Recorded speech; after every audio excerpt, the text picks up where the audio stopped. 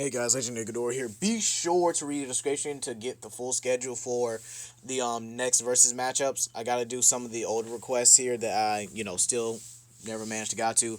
Plus, Mewtwo versus Sephiron is going to happen, and Ace from Dinosaur King versus Hulk is still going to happen.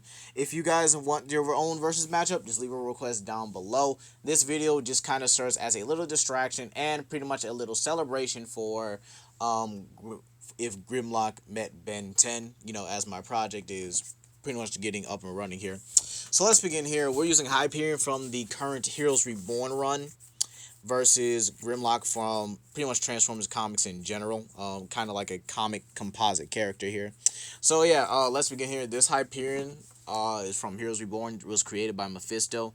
And in this twisted 616 reality, he was able to beat the likes of the Immortal Hulk. Doctor Doom, with the Juggernaut's powers, was actually able to beat the likes of Nighthawk, who had a Venom symbiote and prep time on top of it. If you guys want a good scale for that, the Juggernaut has been capable of going toe-to-toe with World War Hulk pretty easily. Actually was winning the fight. Add that with Doctor Doom, who I've shown on multiple occasions in my Grimlock scaling videos to be above Scar. Same Scar, who was actually giving hands to World Breaker Hulk and was even trained to fight against World Breaker Hulk. So again, Scar would actually be one of the more strongest beings on Earth at that time period. So again, Doctor Doom being able to clown him very easily should say a lot. He was also able to go toe-to-toe with the likes of Thor. This is 616 base Thor. Thor did not have the power cosmic or his portion of the Odin force at this time here. And Hyperion was actually able to beat him in a long, hard brawl. In terms of durability, he's taken attacks from Thor, Hulk, and Dr. Juggernaut very easily. He's also been able to take attacks from a prepped Nighthawk. This Nighthawk is actually capable of going toe-to-toe and fighting against the likes of what's his name's Black Panther with a Ronin suit, and this Black Panther had just taken down Blur. Nighthawk was actually capable of going toe to toe and actually beating Blade, yet capable of being amped by a Venom symbiote, and still was taking these attacks pretty easily. His durability does have limits, however. Wolverine's claws were able to pierce him. And also, if I forgot to mention this earlier, he's durable enough to take attacks from Colossus, even being able to kill Colossus in that timeline as well. Nighthawk was also able to go toe-to-toe with Gambit as well. So again, he's got atomic vision, which can pretty much rip holes in space itself. So again, these atomic vision will be faster than light, and even have the power to punch a hole through space is incredible on its own. Even able to seal a hole in space with his atomic vision. So again, this is pretty incredible. As for speed, he's faster than Silver Surfer. And he's been able to blitz and tear apart Ultron. Been able to blitz the Hulk. And, pretty much being able to blitz the likes of the Beyonder. This is a Beyonder that was pretty weird, but still a Beyonder nevertheless here. So this puts him at high multiversal, or, you want to get into that. It's possible that they could go to hyperversal or outerversal stuff as well here. You can possibly say he scales above Gladiator's Galactus feat as well. When Gladiator was able to punch and amped up Galactus, this Galactus was scaring the living Tribunal, who is one of the most powerful beings in the Marvel multiverse. One of them, he's actually second to the one above all. So again, that should speak volumes here for how powerful this Hyperion is here. Being able to pretty much be the strongest member out of the Squadron Supreme here. Even stronger than Power Princess, who's been able to kill Celestials, even rip apart the Phoenix. The Phoenix being the psionic embodiment of psionic energy in the Marvel multiverse. So again, it's you guys understand that these are very powerful characters in their own verse here. Power Princess was also able to defeat Null, who ripped the Sentry, a complete Sentry, by the way. It was really just an art error when they just didn't make him red like they should. But, whatever. He ripped the Sentry in half like it was nothing. And even then, if you want to scale him above base Galactus, who he actually one-shotted, that still puts him above Celestials, which Galactus is on par with, and puts him above characters like Odin and Zeus, even Zet, who can shake the fabric of the multiverse with ease. Okay?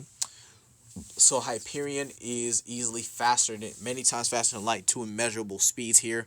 If he's faster than Silver Surfer, that means he's definitely faster than all of Silver Surfer's feats here, especially in this twisted universe where the Squadron Supreme is made to be superior. However, Hyperion does have a few flaws. He's been able to be pierced by Wolverine's claws, even was killed for a time by Wolverine himself. Okay, he was also struggling in hard brawls with Thor and a nerfed version of the Immortal Hulk. Okay, so you can actually say a lot of these heroes were actually nerfed in this comic here, including the likes of Sasquatch, who was still capable of taking attacks from Power Princess, even being able to, fight with her for a little bit. And, you have the fact that Thor, Hulk, and Dr. Juggernaut, even to a degree here, he did beat Dr. Juggernaut, but he did it quite fast. But when Hyperion isn't able to beat you in a fast motion, he actually begins to lose ground against his opponents, which could mean that he's not very good at close quarters combat or very good at, like full out brawls with people like 13034 Hyperion that was able to stop two collisions from universes and have a long hard fight against the Hulk pretty easily. And if whether you guys want to say who won or lost that, I do think Hyperion would have won it because he had the upper hand during that fight. He was actually able to get the Hulk off of him and then capitalize on it. So again, yeah, I think that really does cover Hyperion here. He's a very good character, but he has his flaws like anybody else here. But let's go into the homie of this channel, the almighty Grimlock. Yeah. So we'll be using Select Comics, IDW Comics, Classic Day Comics, even the current run, right? So where does Grimlock scale, right? Grimlock scales. Well, let's go over the feats first. Let's not even get to the scaling yet until we get into the full breakdown of this video, right? Grimlock easily is capable of, beating the likes of, what's his name? Predaking, okay? He's capable of beating the likes of Predaking, even beating a prepped Shockwave, and he's able to beat Soltron, he's able to beat these characters on Optimus Prime and Megatron's levels here. And that's pretty easy for you to scale that here. So characters like that, he was actually able to use, you can say, oh, well, this is a combiner feat, man, it doesn't count. It's been stated in this comic that this is pretty much Grimlock's power. The Dinobots are just along for the ride. So again, this would count as Grimlock's capabilities here.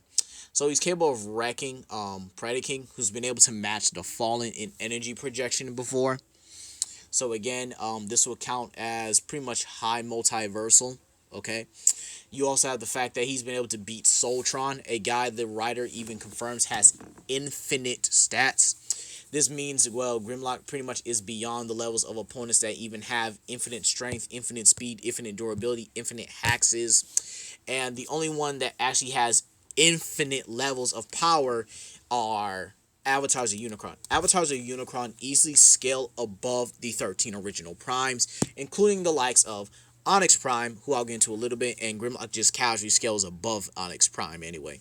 So using that, Unicron's avatars do scale above the likes of the 13 original primes. These 13 original primes are multiversal singularities, and even the likes of Vector Prime can exist outside of time and space pretty easily and pretty casually.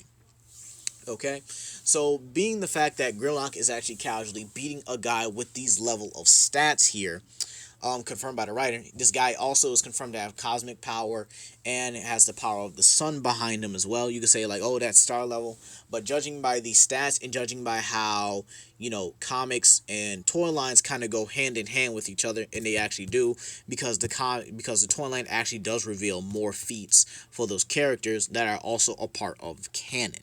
Okay, so being said here, it's pretty easy to say here. Even the Fallen has his own infinite levels of stats here. Characters like Scorponok can easily be put at like level 10 or higher. And most of Grimlock's feats are actually when he's weakened. When he fought Scorponok, he was weakened. When he fought Tarn, he was weakened, but still managed to defeat Tarn, right? Tarn is a character that's capable of beating down and even overpowering the likes of Megatron, who later came back with antimatter in order to beat him. Grimlock, while weakened, was also capable of taking a beating from Megatron with Megatron that was amped up by antimatter. Antimatter also disables its opponents on this subatomic level, meaning Grimlock is just incredibly durable to those kinds of attacks. He's taking attacks from Transformers that have Unutrium. Unutrium is basically like the the Uru metal, Uru metal of the Transformers universe is crafted from stars and black holes. He's also been able to take attacks from Predacons and Maximals before, and these guys are made out of transmetal. He's actually taken attacks from Predacons, who are actually just based off of transmetal in general. I don't think that lore has pretty much changed anytime soon here. So the fact that he's able to take this metal and also crush it is basically like him being able to grab Wolverine, right, and literally rip him in half.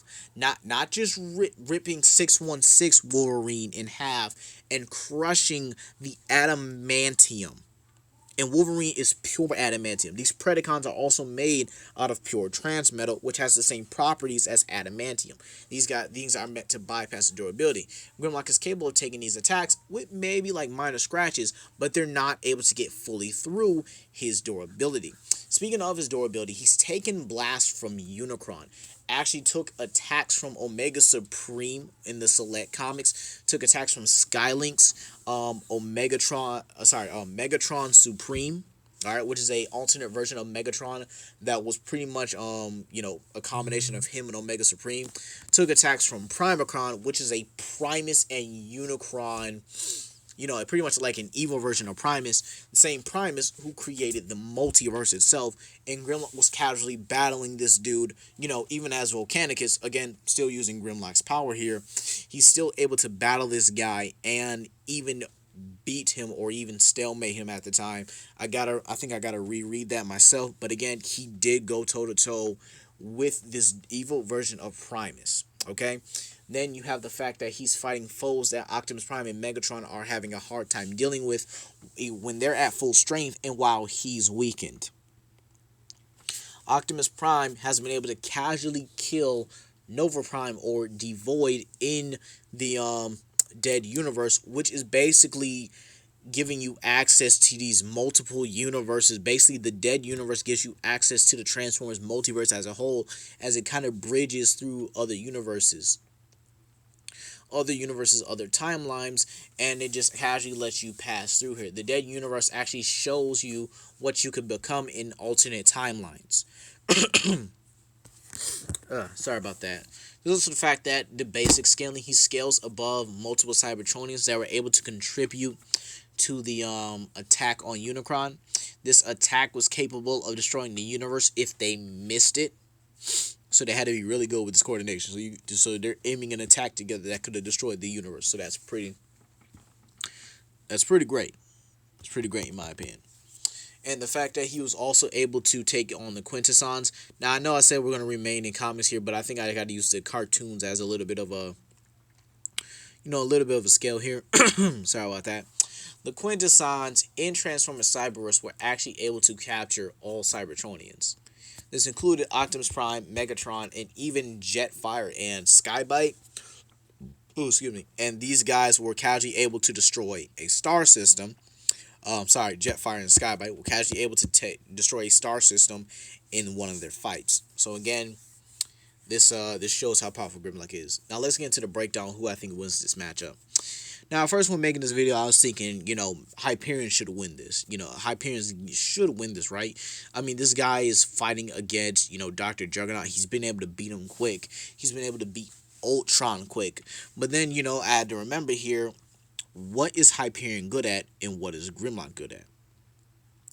And Hyperion is good at getting things done quickly to opponents that normally cannot move as fast as he can. But the thing is here, Grimlock can react and has better combat speed than Hyperion. And here's why.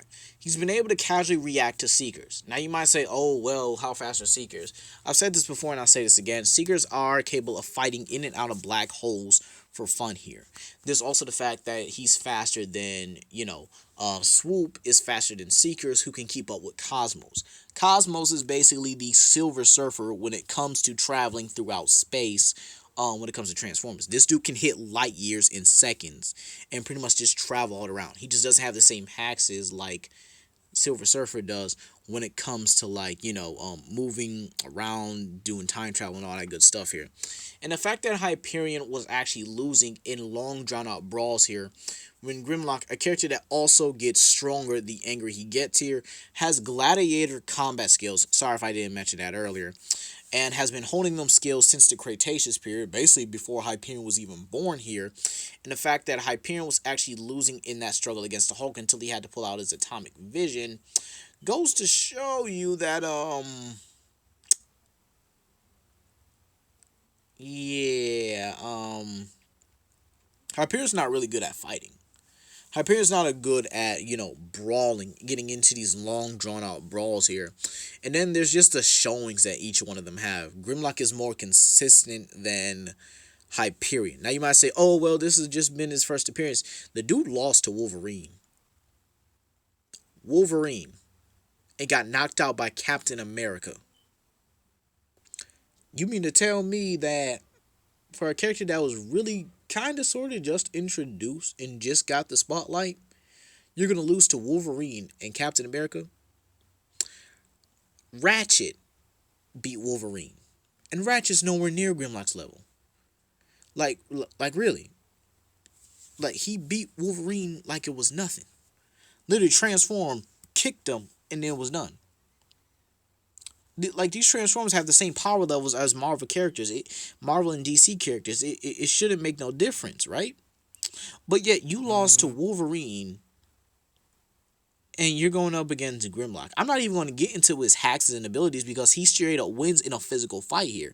Hyperion's going to go in and try to be, all speed blitzy and stuff, but it's not going to work here because Grimlock is a character that knows how to counter blitzes from, again, his own ally, Swoop. And Swoop is usually mind control, trying to kill Grimlock in these kind of situations. He's even countered Predacons and countered Decepticon Seekers who are actively trying to kill him. And again, these Seekers can keep up with Cosmos, who's able to hit light years in seconds pretty easily. And the fact that I could use, Grimlock's antimatter, which he has, where he got it from Auntie.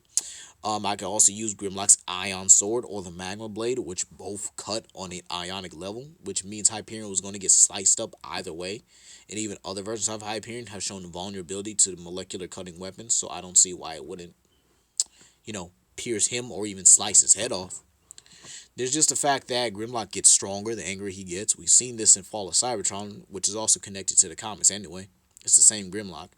And the fact that Hyperion really can't keep up in long, dragged-out brawls actually makes me favor Grimlock more, who can do this pretty much easily and then get the upper hand, and he's going to just manhandle Hyperion eventually. But let me know what you guys think down below. You think Hyperion wins, or do you think Grimlock wins? Please comment down below, like and subscribe and share it to your friends. This is Legendary Ghidorah, and I'll see you guys for Nergigante versus Drogon. Peace.